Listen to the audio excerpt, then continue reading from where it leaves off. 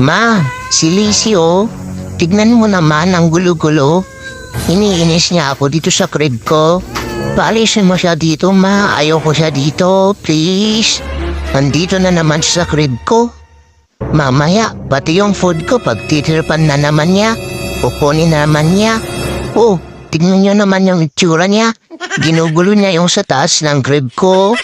Sige na, ma. Paalisin mo siya dito. O tignan niyo naman, ginulo na niya yung kumot ko. Ang init-init na nga dito sa labas. Please, mama. Okay. Ate Cassie, ikaw na lang yung pag-asa ko. Help mo ma akong lumabas dito. Sige na.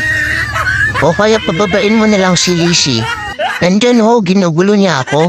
Sige na, buksan mo na tong pintuan ng crib ko. Gusto ko na lang lumabas. Bahala si Lizzie dyan.